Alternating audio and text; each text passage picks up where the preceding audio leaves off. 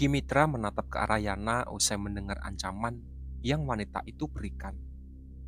Kimitra benar-benar merasa kaget karena melihat dengan mata kepalanya sendiri, Yana mengeluarkan setiap ajian yang dia kuasai dengan begitu mudah. Kamu benar-benar salah satu keturunan dari para pemegang kekuatan ilmu putih rupanya. Itulah alasan mengapa adikmu sangat sulit untuk aku siksa setelah kamu memberikan perlindungannya, ujar Kimitra. Kami semua yang ada di sini memang keturunan dari para pemegang ilmu putih, Pak Tua. Jangan sok tahu tentang ilmu putih jika kamu hanyalah budak dari para pemegang ilmu hitam. Jawab pertanyaanku, kapan Biantoro akan tiba di sini? Yana kembali mengajukan pertanyaan yang sama. Kimitra bisa melihat wajah Yana tidak akan bisa diajak bermain-main olehnya. Wanita itu benar-benar serius akan menghantamkan ajian yang saat ini tengah berputar di atas telapak tangan kanannya. Jika dirinya tidak memberikan jawaban mengenai Biantoro. Ajian itu tampak biasa, namun kekuatannya jelas bukan main-main. Kimitra bisa merasakan aliran kekuatan itu dengan sangat jelas. Aliran kekuatan tersebut menguar begitu saja dari Yana, padahal tidak ada yang dilakukan oleh wanita itu selain berdiri dengan tenang. Biantoro sedang mencari syarat terakhir yang akan aku gunakan untuk menjalankan ritual tumbal umur terhadap adikmu. Dia ingin sekali menaklukkan Tika, jadi dia memintaku menyakiti Manda agar Tika bisa tunduk di kakinya. Jawab Kimitra atas pertanyaan dari Yana. Semua orang mendengar jawaban itu termasuk Sian. Sian jelas merasa geram dan ingin melakukan sesuatu yang bisa membuat Kimitra membayar perbuatannya terhadap Tika dan Manda. Namun di sisi lain ia ingat dengan janjinya pada Tika untuk tetap tenang.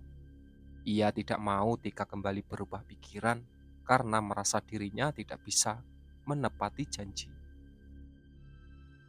Sayangnya, semua keinginan kamu untuk melakukan ritual tumbal umur tidak akan pernah terjadi. Sekalipun Biantoro berhasil membawakan syarat terakhir ke sini, semua syarat lain sudah kuhancurkan tanpa ada yang kusisakan, ujar Lili dengan santai. Kimitra menoleh ke arah Lili dan melihat semua syarat yang sudah Biantoro kumpulkan benar-benar telah hancur lebur di lantai tanpa ada yang tersisa. Hal itu jelas membuat Kimitra merasa marah, namun segera kembali sadar bahwa dirinya sekarang sudah tidak memiliki daya apapun. Serangan ajian pematah yang Yana berikan kepada laki-laki itu bukan hanya mematahkan tangannya, namun juga mematahkan ilmu yang dimilikinya. Tidak usah terlalu kecewa, toh pada kenyataannya kamu tidak akan pernah bisa melakukan ritual tumbal umur itu terhadap Manda. Syarat manusia yang akan menjadi tumbal dalam ritual itu haruslah lahir pada Selasa Pahing dan masih perawan. Adikku memang lahir pada hari Selasa Pahing, tapi saat ini dia sudah lagi menyandang status perawan. Aku sudah membuatnya menikah dengan sahabat sekaligus adik iparku. Ketika aku tahu apa tujuan kamu menyakitinya, kamu hendak menipu Biantoro yang begitu ingin memiliki kakakku. Kamu pasti tidak mengatakan padanya bahwa seandainya kakakmu berhasil dimiliki oleh laki-laki itu melalui pelet yang kamu kirimkan. Adikku tetap saja akan mati karena kamu akan menumbalkan dirinya dalam ritual tumbal umur yang akan memperpanjang umurmu sendiri. Tutur Yana membongkar semua niatan busuk Kimitra. Kimitra kini menatap tak percaya ke arah Manda yang berdiri tak jauh dari posisinya saat itu. Manda terlihat bergenggaman tangan dengan Juju dan Jojo tampak berusaha melindungi dengan keras meski tidak memiliki kekuatan seperti Yana. Bagaimana bisa kamu mengetahui semua hal yang aku rencanakan? Kamu bahkan bukan mengetahui sebagian, tapi kamu mengetahui semuanya. Heran Kimitra. Yana pun tersenyum sinis. Roni bisa melihat kesinisan Yana yang sering dibicarakan oleh Talia. Untuk pertama kalinya Talia benar, Yana jelas bisa menjadi sosok yang angkuh dan jahat jika dia mau. Kesinisan itu adalah bukti bahwa Yana manusia biasa, seperti manusia-manusia lainnya. Sayangnya, Yana jelas tidak pernah menjadi sosok yang angkuh dan jahat. Wanita itu lebih memilih memperhatikan wajah datarnya setiap saat kepada semua orang dalam kehidupannya sehari-hari. Aku menyesal saat menyiapkan utusanmu yang pertama datang menyerang Manda. Aku terbawa emosi saat itu karena melihat Manda terus saja kesakitan dan muntah darah. Andai saja aku tidak melenyapkannya, maka aku mungkin sudah bisa mengetahui apa rencanamu dan Biantoro sejak awal. Maka dari itulah, seranganmu terhadap Manda yang kedua, ketiga, dan seterusnya hanya berusaha kuhalangi. Tujuanku jelas hanya satu, yaitu membuat makhluk-makhluk utusanmu kembali ke hadapanmu. Dengan begitu, aku bisa melihat semua hal yang sedang kamu persiapkan dan menebak hal apa yang bisa membuat rencanamu berantakan.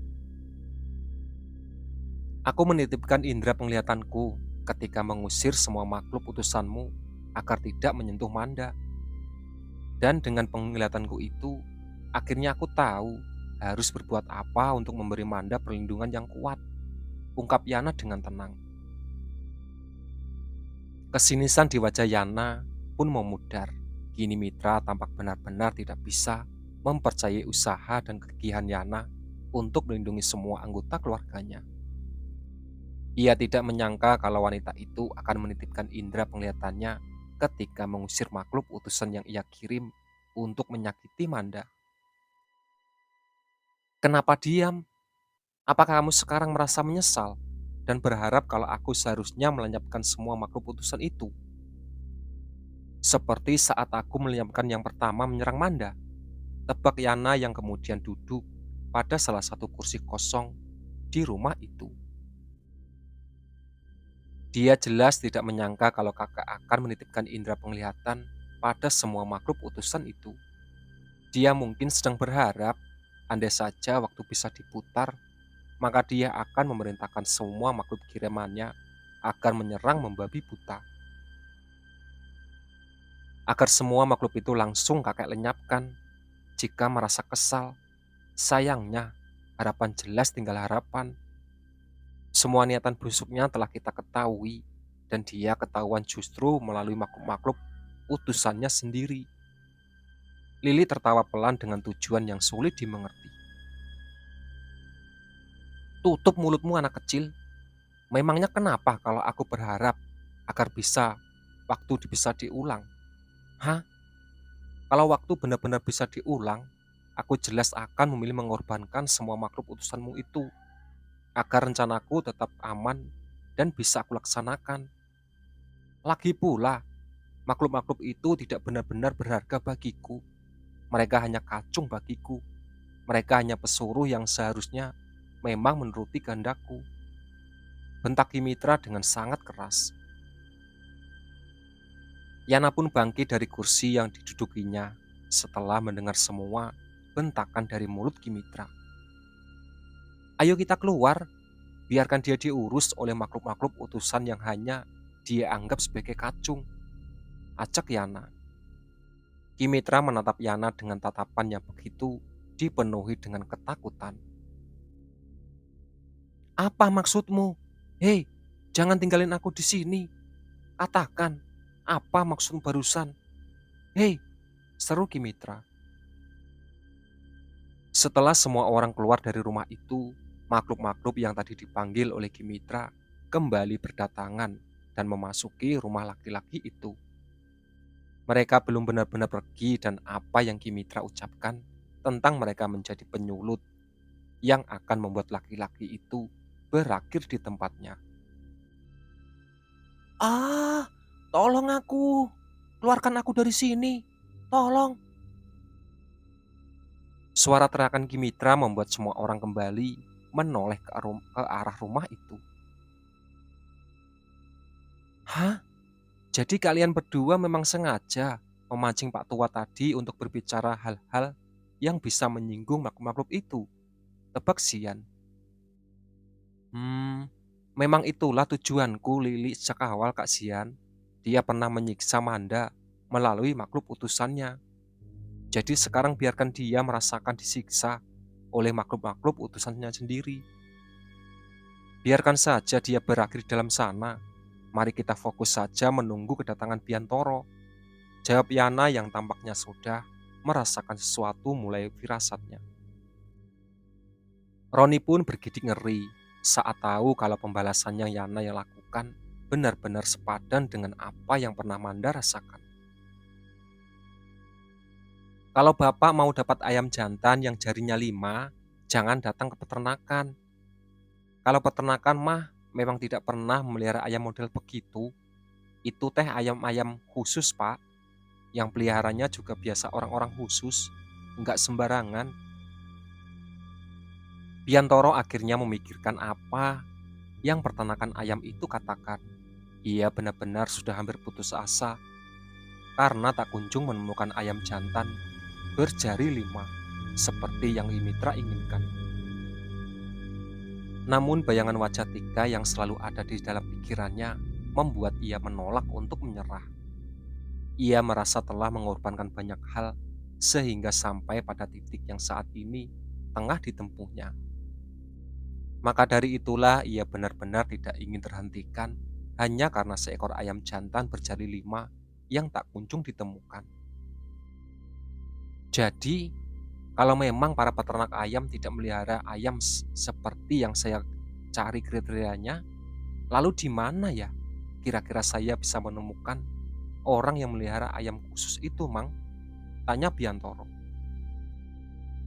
Pemilik peternakan itu pun menoleh dan menatap ke arah Biantoro. Sok coba Bapak pergi ke Cicambi. Kalau saya mah, kalau tidak salah mah, di sana teh ada beberapa orang yang memelihara ayam khusus seperti Bapak yang cari. Mereka teh tidak membuka peternakan ayam seperti saya. Mereka hanya warga biasa. Jadi datang saja ke rumah-rumah warga sekitar Cicambi sambil tanya-tanya soal pemeliharaan ayam khusus.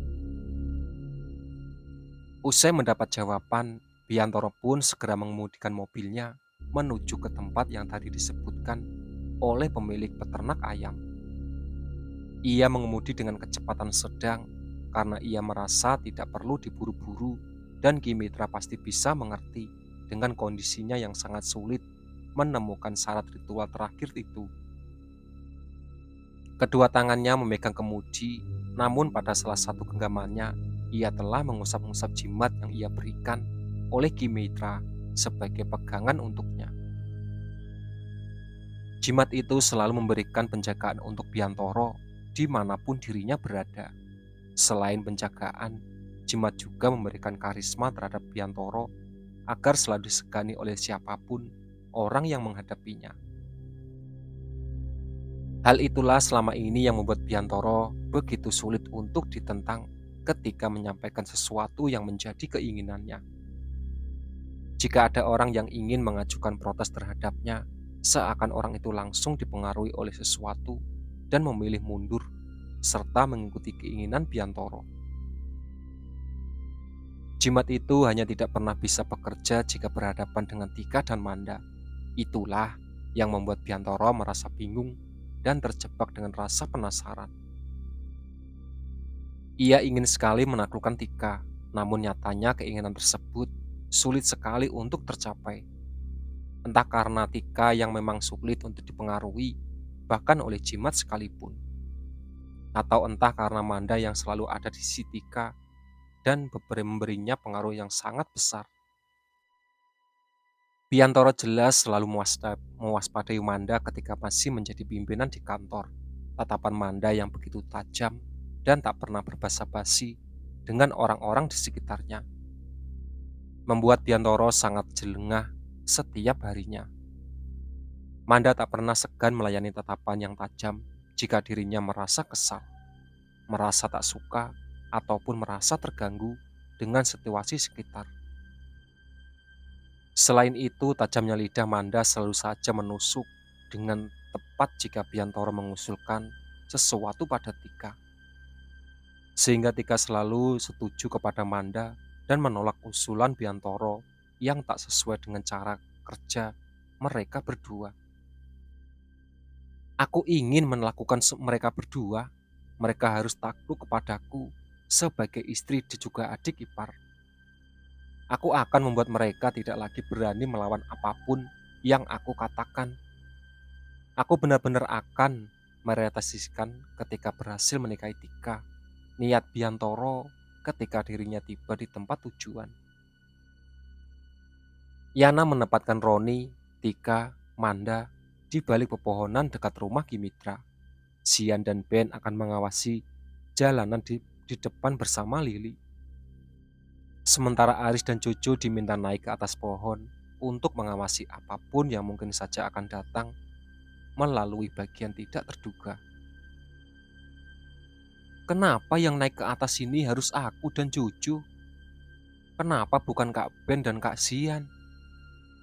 Mereka juga laki-laki dan mereka juga pasti bisa memanjat pohon serta menjalankan tugas mengawasi seperti yang kamu inginkan. Tanya Aris kepada Yana dengan nada sebal yang tak bisa ia sembunyikan. Yana mendongakkan kepalanya dan menatap Aris yang sudah berada di atas salah satu cabang pohon. Sejak remaja sampai saat ini, kamu kan selalu memenangkan lomba panjat pinang. Jadi atas dasar itulah, aku mempercayakan sebuah kehormatan padamu untuk menghargai betapa jagonya kamu dalam hal panjat memanjat. Jawab Yana dengan lemah lembut. Tika dan Manda jelas langsung terkikik ngeli di tempatnya masing-masing. Sementara Roni hanya bisa menggeleng-geleng kepalanya usai melihat bagaimana interaksi antara Yana, Aris, dan Juju. Aris jelas menggerutu di tempatnya usai mendengar jawaban dari Yana. Juju hanya bisa menjabarkannya dari pohon yang lain agar Aris tidak perlu melakukan protes terhadap Yana yang akan semakin mempersulit tugas mereka. Letnan Tika, boleh aku tahu kenapa interaksi Yana kepada Aris dan Juju begitu berbeda dari interaksi terhadap Nania, Zain, dan Damar? Bukankah mereka sama-sama anggota keluarga Aditya? Tanya Roni. Itu karena Yana memang bersahabat dengan Aris dan Juju sejak SMP. Dia bahkan juga bersahabat dengan Sylvia yang sekarang menjadi istri dari kakak tertua kami. Mereka memang sedekat itu, jadi wajar jika Yana sudah menganggap Sylvia sebagai kakaknya sendiri dan menganggap Aris maupun Juju seperti adiknya sendiri. Serta memperlakukan mereka sebagaimana dia memperlakukan aku, Manda, Lili, dan Reza. Jawab Tika yang berdiri tidak jauh dari posisi Roni bersembunyi saat ini. Roni pun akhirnya paham, Yana bersikap santai dan tidak canggung terhadap Aris, Juju, maupun Sylvia. Yang ada rumah keluarga Harmoko karena memang sudah lama saling mengenal dan berhubungan dekat. Wajar jika Yana tidak melihat canggung, namun dengan Zain, Nania, dan Damar, Yana tampak benar-benar sopan serta menjaga adab. Hal itu jelas memperlihatkan wajah benar-benar tahu menempatkan diri, persis seperti yang sering Talia ceritakan padanya. Yana kini tampak sedang menutup kedua matanya, kedua tangannya berlipat di depan dada, dan memilih wajahnya terlihat begitu tenang. Ben datang mendekat seraya berlari ke arah Yana.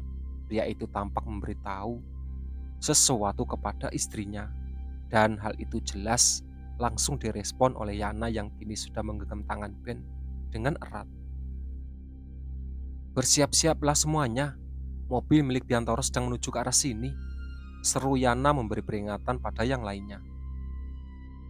Yana pun kini menarik Ben agar ikut dengannya bersembunyi di sebuah balik satu pohon yang berbeda dari tempat persembunyian Roni, Manda, dan Tika. Mobil milik Yantoro benar-benar muncul. Tak lama kemudian, pria itu keluar dari sana sambil membawa syarat terakhir untuk melaksanakan ritual tumbal umur. Apa itu yang dibawa olehnya? Tanya Ben berbisik. Ayam jantan berjari 5, jawab Yana ikut berbisik. Itulah sahabat cerita dari Tumbal Umur. Ditunggu part selanjutnya. Oke.